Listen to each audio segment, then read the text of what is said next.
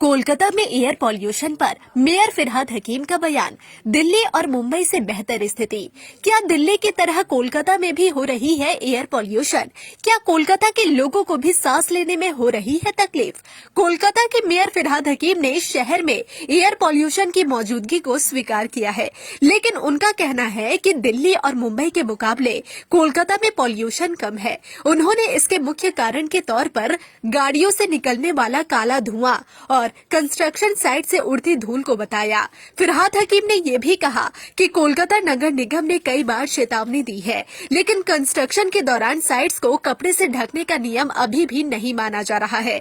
उन्होंने बताया कि नगर निगम की तरफ से मिस्ट कैनन और स्प्रिंकलर्स का इस्तेमाल कर पानी छिड़का जा रहा है, लेकिन कुछ लोगों के सहयोग न करने के कारण पूरी तरह से एयर पॉल्यूशन पर कंट्रोल करना मुश्किल हो रहा है।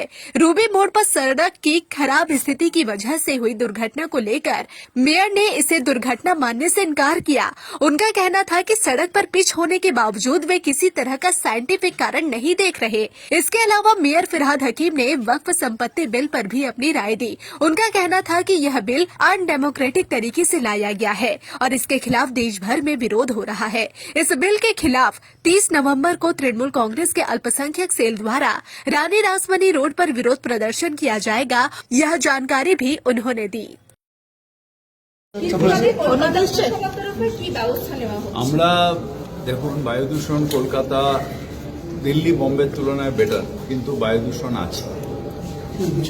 তার কারণ এখনো অনেক পুরনো গাড়ি যারা এই সময় আমি আস্তে আস্তে একটু রেড রোডে দেখছিলাম কালো ধোঁয়া ছাড়ছে। কি হয় শীতকালে একটু ভারী হয়ে যায়, বাতাস ওপরে ওঠে না, তাই দূষণটা নিচে থেকে যায়। এখনো অনেক বিল্ডিং আছে যাদের হাজারবার বলার পরে কভার না করে সেখানে রয়েছে বলে ডাস্ট হচ্ছে।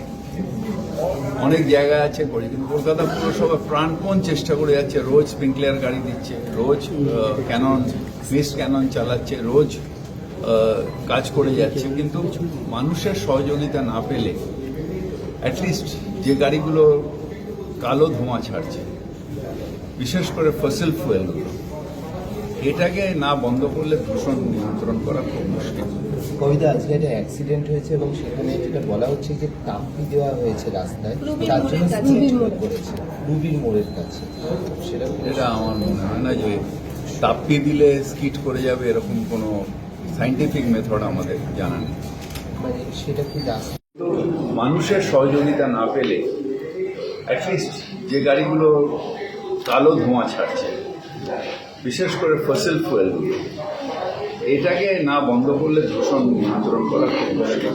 কবিতা, আজকে একটা অ্যাক্সিডেন্ট হয়েছে এবং সেখানে যেটা বলা হচ্ছে যে তাপ্পি দেওয়া হয়েছে রাস্তায় রুবির মোড়ের কাছে। রুবির মোড়ের কাছে। এটা আমার মনে হয় না যে তাপ্পি দিলে স্কিড করে যাবে, এরকম কোনো সাইন্টিফিক মেথড আমাদের জানা নেই।